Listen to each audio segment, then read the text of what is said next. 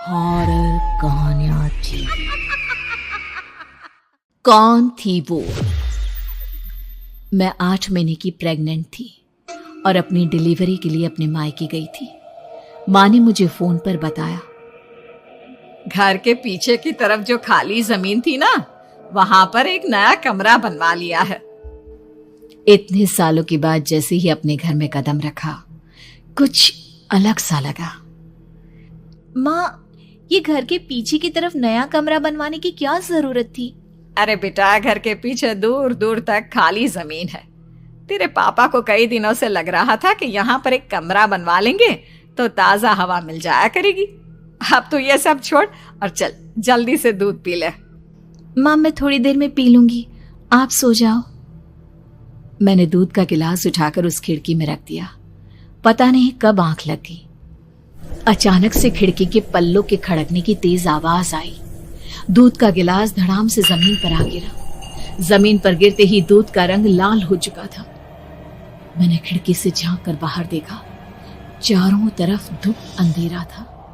उस अंधेरे की तरफ से कुछ आवाजें आ रही थी, जैसे छोटे बच्चे आपस में खिलखिलाकर मस्ती कर रहे हो।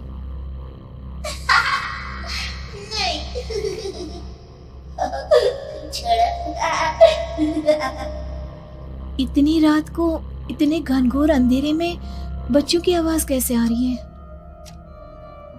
घड़ी में वक्त देखा तो ठीक 12 बजे थे। देखकर मैं सन्न रह गई। बुरी आत्माओं और भूतों की कई कहानियां मैं सुन चुकी थी। वक्त भी कुछ ऐसा ही था। ऊपर से मैं प्रेग्नेंट। सुना था कि ऐसे वक्त में अक्सर बुरी आत्माएं औरतों का पीछा करती है, तो क्या मेरे पीछे भी? पसीने से तरबतर बड़ी मुश्किल से, जैसे कांपते हाथों से मैंने उस खिड़की को बंद किया। जल्दी से जल्दी उस कमरे से बाहर निकलकर माँ के पास जाने के बारे में सोचा, लेकिन जैसे ही दरवाजे की तरफ पलटी, लगा कोई साया हवा की स्पीड से दरवाजे के सामने से गुजर गया। मेरे गले में अटक कर रह गई। मैं जोर से चीख कर माँ को बुलाना चाहती थी, लेकिन वो आवाज खुद मेरे कानों तक नहीं पहुंच पा रही थी। तो माँ तक कैसे पहुंचती? खिड़की के पल्ले एक बार फिर तेज हवा के झोंके से धड़ाम करके खुल गया और पूरी ताकत से मैं चीख पड़ी। जानती थी मेरी चीख की आवाज सुनकर कुछ ही सेकंड में माँ वहां पहुंच जाएगी, लेकिन ऐसा कुछ हुआ ही नहीं। मेरा कलेजा डर के मारे फटा जा रहा था। आखिर माँ ने मेरी आवाज क्यों नहीं सुनी? इतनी गहरी नींद में तो माँ कभी नहीं सोती। ठीक पीछे खुली हुई वो खिड़की।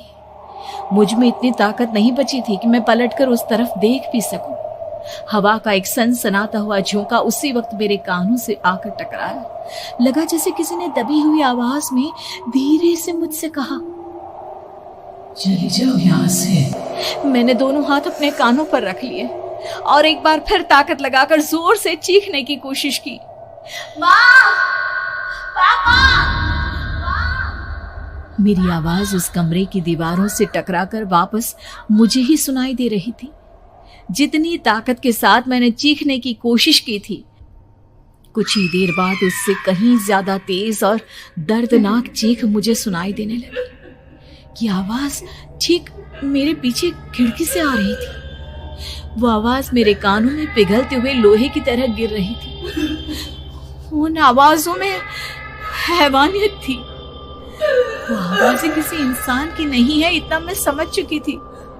कांप रहे हाथों से मैंने अंधेरे में कुछ ढूंढने की कोशिश की।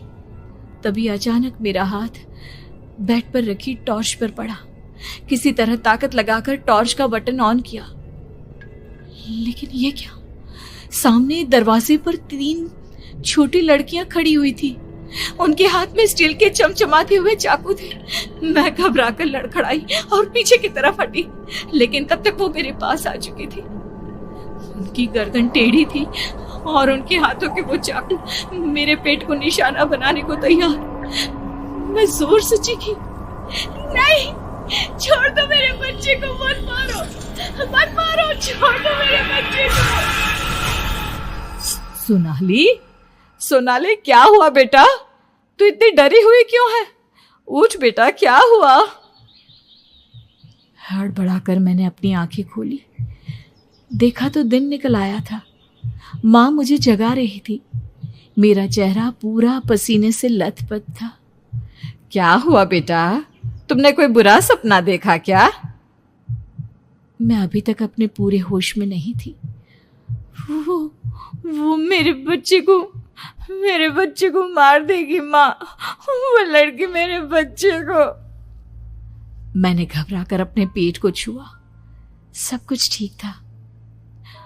और वो दूध जो रात को यहाँ पर गिर गया था, उसका रंग लाल हो गया था। माँ ने हंसते हुए दूध का गिलास मुझे दिखाया। तुमने दूध पिया ही नहीं, पूरा का पूरा ऐसे ही रखा हुआ है। तुमसे कहा था ना सोनाली, सेहत के लिए लापरवाही ठीक नहीं बेटा। लेकिन मैंने तो सब कुछ अपनी खुली आंखों से देखा था। ये सपना कैसे हो सकता है?